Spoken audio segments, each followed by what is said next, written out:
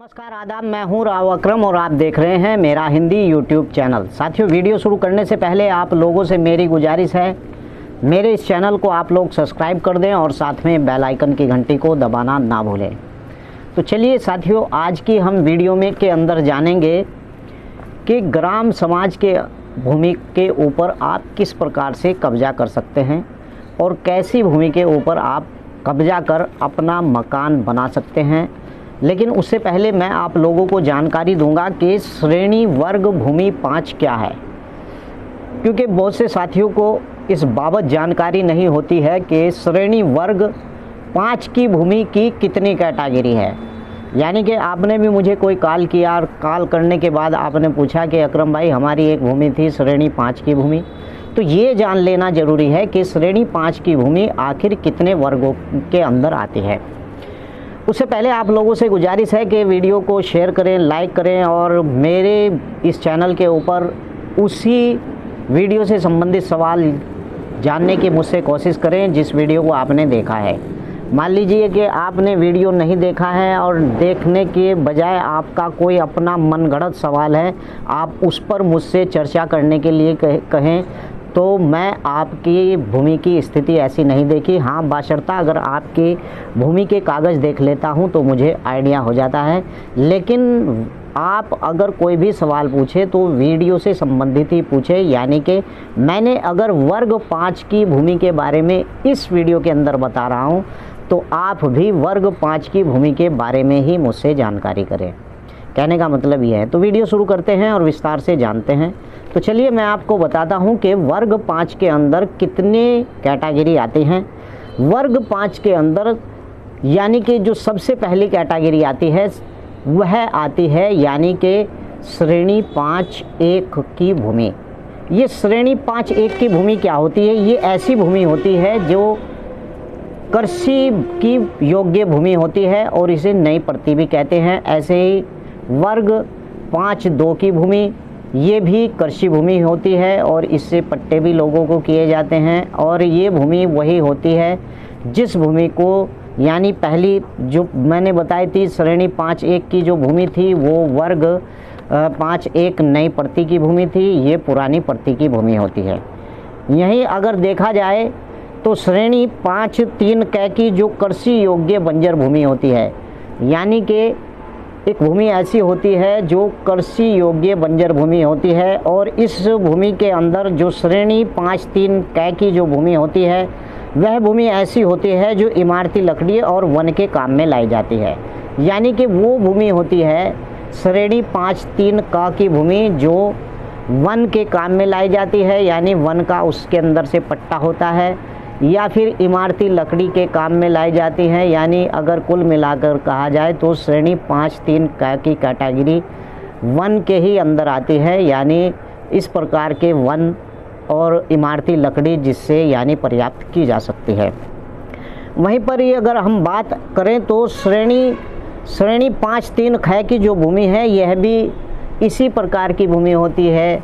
यानी कि वन की झाड़ियाँ, झुंड इसके अंदर जिस भूमि के अंदर ज़्यादा रहते हैं तो वह श्रेणी 5-3 की भूमि कहलाई जाती है। और श्रेणी 5-3 अस्थायी पशुचर या अन्य पशुचर, यानी कि ये जो पशुचर की भूमि होती है श्रेणी 5-3 की भूमि होती है। और 5-3 की भूमि अन्य कृषि योग्य बंजर भूमि, ये भी भूमि श्रेणी 5 वर्ग के अंदर ही कैटेगरी की भूमि है। और इस प्रकार से जो श्रेणी 5 क की भूमि है वह वन और कृषि हेतु के काम में लाई जाती है। और श्रेणी 5 ख की जो भूमि होती है वह आबादी के अंदर भी लाई जाती है और उसके अंदर वन के पट्टे भी किए जा सकते हैं। और 10वीं कैटेगरी है यानी कि श्रेणी 5 क और ग, यानी कि ये भूमि ऐसी होती है जो सामुदायिक यानी वन और सामुदायिक के रूप में काम में लाई जाती है। यह इस प्रकार की भूमि होती है। यानी कि श्रेणी 5 के अंदर 10 कैटेगरी होती हैं और उन 10 कैटेगरी के बारे में मैंने आपको खोलकर समझाया है, बताया है। अगर आपको ये देखना है कि आपकी भूमि कौन सी श्रेणी की भूमि है, तो आप अपनी खतौनी के ऊपर देखेंगे तो वहाँ पर श्रेणी वर्ग भूमि का लिखा हुआ होता है। उस श्रेणी वर्ग भूमि के ऊपर ही आपके लिखा हुआ होता है कि ये जो भूमि है ये फला कैटेगरी की भूमि है। बशर्ते अगर आपको उसका नियम नहीं पता है तो आप मुझे कॉल भी कर सकते हैं। मैंने डिस्क्रिप्शन में अपना मोबाइल नंबर भी दे रखा है, लेकिन कॉल करने का समय 8 बजे से 9 बजे तक है, या फिर आप 10 बजे के बाद ही मुझे कॉल करें। बेहतर तो यही है कि आप मुझे 10 बजे के बाद ही कॉल करें, क्योंकि 8 और 9 के बीच में भी मैं वीडियो बनाता रहता हूँ।